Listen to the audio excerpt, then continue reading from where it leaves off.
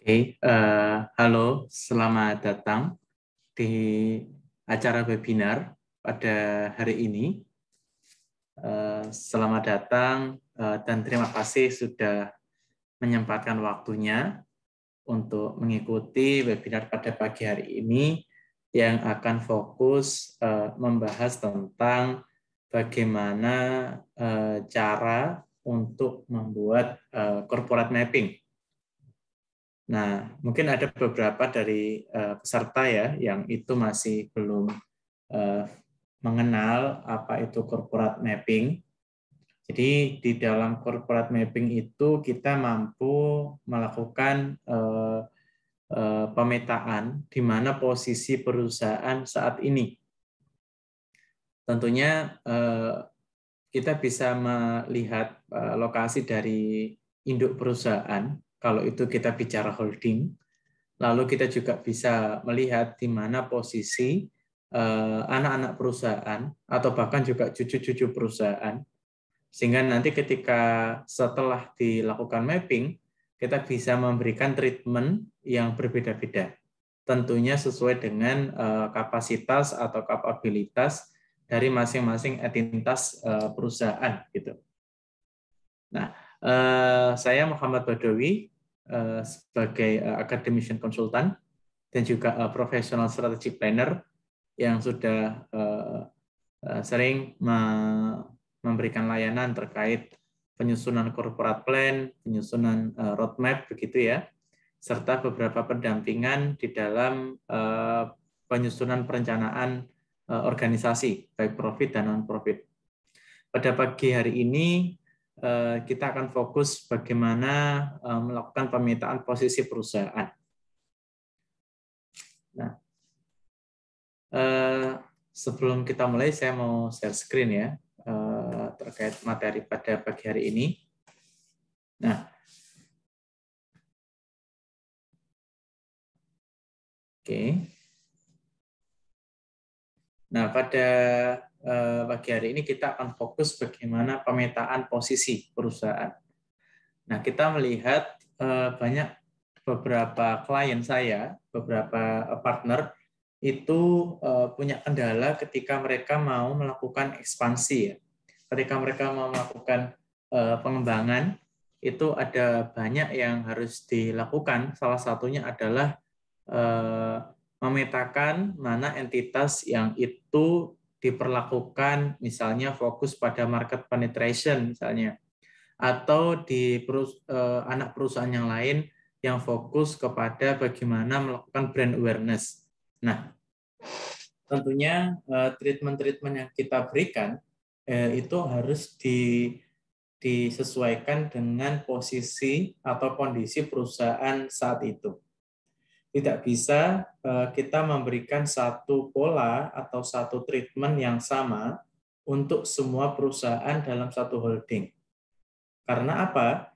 Karena setiap perusahaan memiliki karakteristik pasar yang berbeda, memiliki tahapan perusahaan yang berbeda. Jadi kalau Bapak Ibu memahami terkait life cycle company ya, itu mulai kita growth, kemudian mature, sampai ke decline. Nah, tentunya masing-masing anak perusahaan maupun cucu perusahaan itu memiliki posisi yang berbeda. Nah, pada pagi hari ini kita akan fokus di sana, jadi ada beberapa hal yang ingin saya sampaikan. Yang pertama itu terkait alasan besar ya, the big why. Mengapa perusahaan yang Bapak Ibu handle saat ini itu perlu dipetakan secara berkala. Nah, tentunya Bapak Ibu akan mengetahui kira-kira apa yang menjadi faktor penting ya. Baik faktor penting itu yang sifatnya di dalam internal dan faktor penting yang ada di dalam eksternal. Gitu. Nah, meskipun perusahaan Bapak Ibu adalah di dalam satu kesatuan holding, kami yakin dari pengalaman sebelumnya, faktor internal pun juga akan berbeda. Mulai dari aspek kekuatan ya, aspek strength, maupun aspek kelemahan atau aspek weakness. Nah, masing-masing dari perusahaan itu kita perlu lakukan identifikasi terlebih dahulu. Nah, apa yang menjadi indikator penting di dalam kekuatan tersebut, dan serta apa yang menjadi faktor penting di dalam kelemahan perusahaan. Nah, ini perlu kita identifikasi. Ada beberapa cara yang bisa kita lakukan dalam penentuan identifikasi itu, bisa melalui FGD dengan stakeholder di internal, di masing-masing departemen atau masing-masing unit kerja, begitu. Di sana kita perlu memetakan indikatornya apa saja. Nah, indikator ini itu akan menjadi satu tolak ukur di mana para stakeholder nanti akan menggunakan indikator tersebut di dalam mengevaluasi. Bisa evaluasi yang sifatnya setiap semester maupun evaluasi yang sifatnya tahunan. Ya. Nah, indikator tersebut itu akan menjadi satu penilaian khusus. Misalnya, ketika kita berasal dari departemen produksi misalnya. Nah, indikator-indikator kunci yang menjadi penentu kesuksesan di bidang internal dari aspek kekuatan itu salah satunya adalah kualitas bahan baku misalnya. Nah, kualitas bahan baku itu adalah indikator yang harus kita kunci. Nah, lalu bagaimana dengan aspek kelemahan? Nah, itu juga harus kita kunci. Nah, setelah kita memiliki indikator kunci di masing-masing penilaian tersebut, maka kita akan lakukan penilaian. Nah, penilaian ini kita lakukan secara berkala. Misalnya kalau perusahaan Bapak Ibu menginginkan evaluasi itu dilakukan setiap 6 bulan, nah maka borang yang akan kita diskusikan pada webinar ini itu sangat relevan, ya. Bisa dipakai, bisa diaplikasikan secara langsung di perusahaan Bapak Ibu masing-masing. Nah, sebelum kita bicara soal pembobotan atau penilaian untuk masing-masing indikator, kita lanjutkan dulu ya. Selain faktor internal, kita juga punya aspek eksternal. Nah, di aspek eksternal ini kita bisa adopsi dari matriks SWOT ya. Kalau di SWOT itu kan ada strength, weakness, kemudian ada ancaman atau threat ya, atau tantangan ya atau challenge, kemudian juga ada opportunity ya, peluang. Nah, di masing-masing ini juga perlu dipetakan. Kira-kira apa tantangan ke depan di departemen kita? Kalau tadi kita beri contoh adalah departemen produksi, maka tantangan ke depan apa? Misalnya ada isu terkait iklim. Nah, ketika ada isu tentang iklim, kalau produksi kita menggunakan misalnya manufaktur bahan bakunya dari batu bara, maka aspek tersebut harus diperhatikan. Karena sangat mungkin akan muncul regulasi baru yang membatasi penggunaan batu bara supaya tidak ada pencemaran udara begitu. Nah, berikutnya terkait peluang. Nah, peluang ini juga perlu dipetakan, indikatornya apa saja. Misalnya kalau kita bicara manufaktur ya, departemen produksi. Nah, peluang ke depan ya kita memiliki banyak opportunity menggunakan teknologi-teknologi yang baru, yang itu berbasis artificial intelligence misalnya, menggunakan AI. Nah, tentunya peluang itu bisa kita estimasi ya, kita bisa prediksi kapan kita akan menggunakan itu, yang nantinya pasti akan berkaitan dengan jumlah tenaga kerja. Nah, itu akan lebih efisien. Lalu bagaimana ketika kita menghadapi kondisi itu, kita mengelola volume dari jumlah tenaga kerja, kemudian kita juga merespon adanya peluang baru dari pasar. Nah, itu menjadi tantangan tersendiri. Nah, oke, berikutnya kita akan lihat secara detail apa saja yang harus kita lakukan di dalam pemetaan. Nah, sebelum ke sana, mungkin ada beberapa dari peserta webinar itu bingung ya, sebetulnya apa sih, kenapa kita harus melakukan pemetaan, misalnya tadi dicontohkan 6 bulan sekali atau 1 tahun sekali. Nah, itu apa yang menjadi? Yang pertama, kita bisa melihat posisi ya. Posisi itu bisa mengukur seberapa jauh progres, ya. Seberapa jauh progres perusahaan. Misalnya, dalam satu kurun waktu yang kita tentukan, misalnya dalam tujuan perusahaan, kita punya target ya, dalam 5 tahun misalnya, kita menguasai sekitar berapa tuh? Misalnya 30% market share misalnya.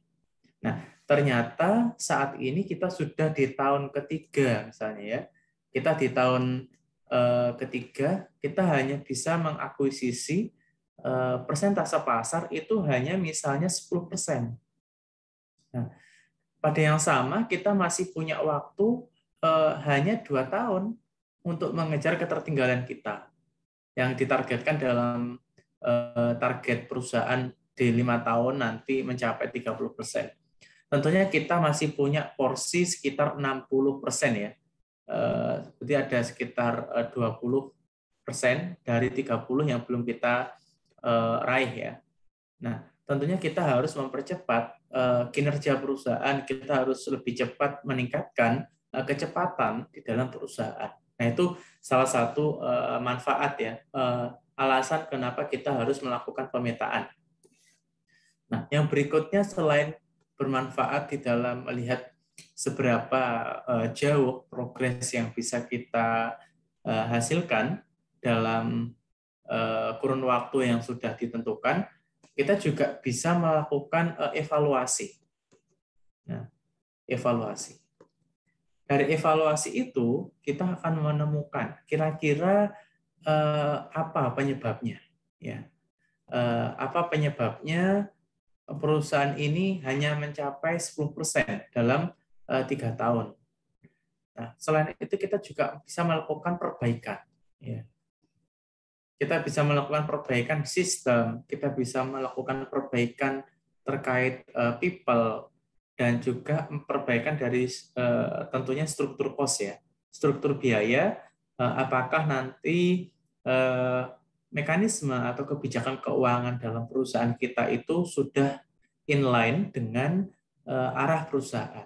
Misalnya, kita punya target akuisisi pasar sampai 30%. Tapi dari kebijakan keuangan, tidak ada satu investasi atau satu kebijakan keuangan yang itu mensupport aktivitas-aktivitas untuk peningkatan market share. Nah, itu tidak inline.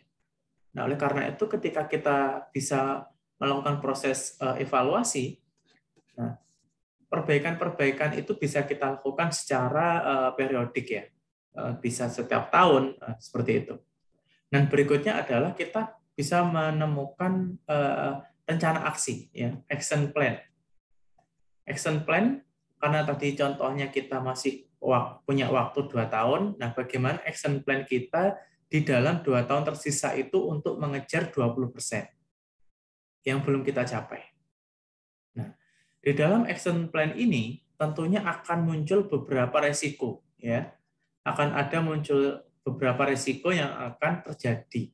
Dari resiko tersebut kita bisa mengukur dan kita bisa melakukan tindakan pengendalian, ya. Pengendalian. Nah, ketika kita melakukan pengendalian, harapannya di dalam implementasi rencana aksi untuk mencapai ketertinggalan target yang belum bisa kita capai, resiko-resiko yang sudah kita pertimbangkan itu bisa kita anulir, bisa kita hindari. Nah, ini adalah manfaat ya, kenapa kita harus melakukan pemetaan posisi perusahaan secara berkala. Nah, oke, mungkin kalau ada pertanyaan bisa disampaikan ya dalam chat room atau bisa disampaikan raise hand begitu, nanti kita bisa diskusikan. Nah, berikutnya adalah cara. Nah, ini sebelum ke sana pada webinar pagi ini kita akan fokus ke dua hal ya. Kedua hal, yang pertama itu kita perlu melakukan analisis dulu ya. Sebelum kita pemetaan, kita lakukan analisis dulu posisi eksternal dan posisi internal perusahaan. Setelah kita lakukan analisis selesai, kita bisa lakukan pemetaan. Nah, pemetaan itu bagaimana nanti relevansinya dengan visi misi. Nah, jangan sampai ketika visi misinya kita mau menjadi market leader, ternyata market share-nya tidak mayoritas, maka juga itu tidak akan bisa mengimplementasikan dari visi misi perusahaan. Nah, yang pertama adalah tentang analisis lingkungan. Nah, ini kita ada contoh, yaitu adalah analisis terkait faktor internal. Ya, faktor internal ini kalau kita bisa adopsi dari SWOT metrik ya, ada dua hal, yaitu adalah faktor kekuatan dan faktor kelemahan. Nah, kedua faktor ini sangat penting di dalam kita melakukan identifikasi. Nah, tadi di awal diskusi ya, awal webinar ini saya menyampaikan indikator-indikator kunci itu harus ditentukan. Misalnya seperti ini. Kalau kita bicara retail computer store, toko komputer ya, retail, itu berarti faktor kekuatan itu adalah terkait dengan inventory turnover. Nah, bagaimana keluar masuknya inventory ke dalam gudang itu penting karena berkaitan dengan ketersediaan barang yang akan kita jual, yang akan kita berikan ke konsumen kita. Nah, indikator kedua misalnya adalah average customer purchase ya. Jadi rata-rata pembelian dari konsumen kita. Dan beberapa faktor lain lah yang harus kita miliki. Ini contohnya ada 9 indikator. Nah, sama juga dengan faktor kelemahan. Apa yang menjadi kelemahan dari bisnis kita? Nah, ini faktor kelemahan contohnya adalah revenue from software segment itu turun sampai 12%. Lalu juga lokasi memiliki dampak yang negatif ya. Kemudian juga berkaitan dengan store, tidak punya website. Nah, ini adalah kelemahan-kelemahan. Nah, dari aspek kelemahan-kelemahan yang sudah kita tentukan, maka kita perlu melakukan pembobotan. Nah, pembobotan ini mayoritas maksud saya totalnya adalah 1 atau 100% ya. Nah, jadi bagaimana cara kita membuat pembobotan? Nah, pembobotan ini kalau kita lihat ya, nilainya kan beragam. Contohnya, ini ada 15%. Kemudian ada juga yang 10%. Ini juga 15%. Nah, semakin tinggi bobot itu adalah mencerminkan bahwa indikator ini itu adalah indikator yang paling memiliki dampak signifikan. Nah, jadi semakin tinggi bobot itu menunjukkan prioritasnya semakin tinggi di dalam mempengaruhi kekuatan maupun mempengaruhi kelemahan. Nah, lalu juga bersamaan dengan indikator yang nilainya kecil, misalnya ini adalah 2%, terkait dengan revenue per employee, naik 19% kan ini. Nah, ini tidak begitu berdampak bagi faktor internal perusahaan dari aspek kekuatan. Maka hanya memiliki persentase bobot hanya 2%. Nah, begitu. Nah, berikutnya kita lanjut ke rating. Nah, rating ini scoring ya, rating atau ya rating, pemeringkatan. Itu kalau lihat dari ilustrasi ini berarti pemeringkatan dilakukan 1 sampai 4. Nah, 1 ini sangat tidak berpengaruh begitu. Yang 4 ini sangat berpengaruh. Ya. Jadi kalau ini contohnya keempat ya, meskipun bobot prioritasnya itu adalah 7%, tapi peringkat urgensinya itu adalah sangat tinggi. Ya, jadi rating ini bisa dari aspek urgensi. Jadi semakin penting maka semakin tinggi ratingnya. 1 tidak penting. Nah, contohnya ini tadi. Contohnya ini. Berarti customer yang menunggu untuk check out itu tidak begitu penting dari sisi pemeringkatan. Tapi kalau bobot ini dari sisi bahwa indikator ini punya dampak yang tinggi. Ya, ini dampak atau impact. Nah, begitu.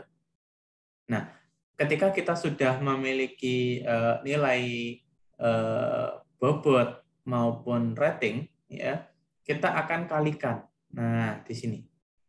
Jadi 5% dikali 3 maka 15%. 7% dikali 4 berarti ada 28%. Dan berikutnya. Dan ini di total ya menjadi nilai akhir 2,5. Begitu. Nah, jadi posisi faktor internal perusahaan itu adalah di posisi 2,5. Apa arti 2,5?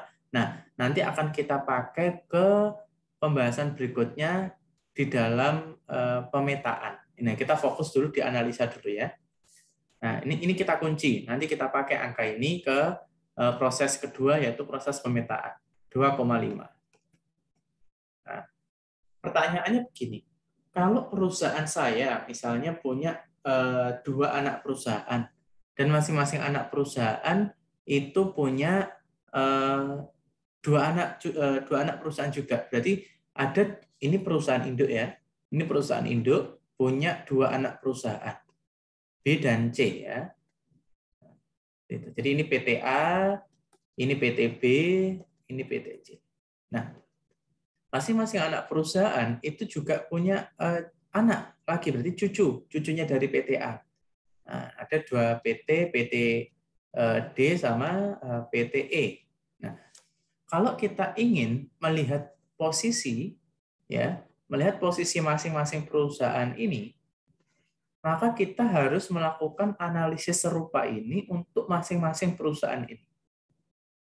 Nah, nanti akan ketahuan pemetaan, misalnya PTA posisinya di mana, PTB posisinya di mana, ya, PTC misalnya posisi di mana. Nah, masing-masing pemetaan posisi ini itu nanti akan memiliki dampak konsekuensi kepada pengambilan keputusan. Ya, mana yang akan kita tingkatkan investasinya, mana yang harus kita jual perusahaan itu karena perusahaan itu tidak worth it misalnya, mana perusahaan yang kita ingin move ya, misalnya di posisi yang demikian kita mau move ke atas misalnya ya. Nah, itu caranya juga bagaimana? Itu penting. Nah, pertanyaan berikutnya, jika misalnya di dalam perusahaan A ini pengen dilihat ini per departemen, ya kita juga perlu melakukan analisis ini per departemen. Misalnya di PTA ini ada departemen produksi, ada departemen marketing ya, ada departemen sales.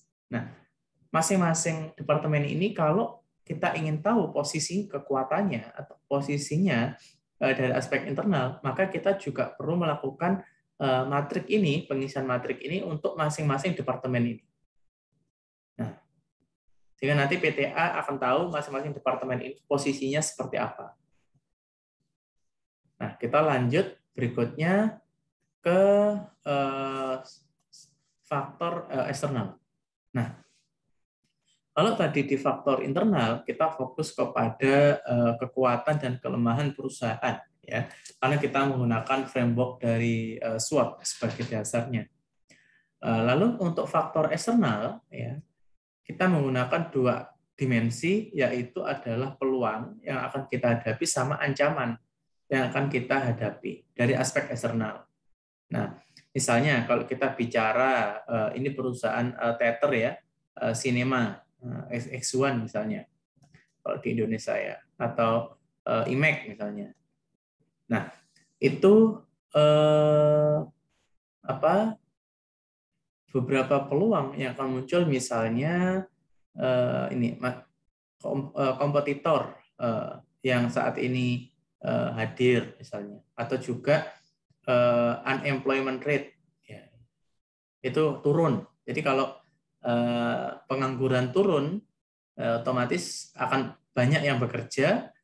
Ketika orang bekerja pasti juga butuh hiburan kan. Nah, mereka bisa datang untuk nonton sinema seperti itu. Itu adalah peluang yang kita hadapi. Nah, pun sama juga silahkan dicari faktor ancamannya apa saja. Ya. Dan di total sama, ada pembobotan, ada pemeringkatan ya. Totalnya sama 100%. lalu dikalikan, ini dikali sama dengan ini. Nah, ini sebagai contoh posisinya ada di 2,58. Nah, ini nanti akan kita pakai untuk ke pemetaan perusahaan. Ini hanya contoh ya. Nanti silahkan Bapak Ibu bisa praktek sendiri di masing-masing perusahaan yang saat ini dikelola, bagaimana melakukan pemetaan ini. Nah, sama seperti faktor internal. Jadi ketika mau melakukan evaluasi mulai PT induk sampai PT cucu misalnya ya, nah maka masing-masing ini juga kita lakukan pemetaan baik internal maupun eksternal, ya internal dan eksternal. Sehingga nanti akan ketahuan posisi anak perusahaan di posisi yang mana. Oke, nah tadi kita sudah mengetahui ya posisinya seperti apa. Nah ini adalah pemetaan. Misalnya tadi perusahaan dari faktor internal, IV, internal factor evaluation, punya posisi misalnya adalah 2,45. Lalu dari aspek eksternal, EV, ya, external factor evaluation, itu posisinya 2,78. Maka kalau kita buat matrik, posisinya ada di sini, Bapak Ibu ya. Nah, berarti posisi perusahaan itu ada di matrik stabilisasi. Nah, jadi perusahaan Bapak Ibu saat ini itu posisinya di stabilisasi.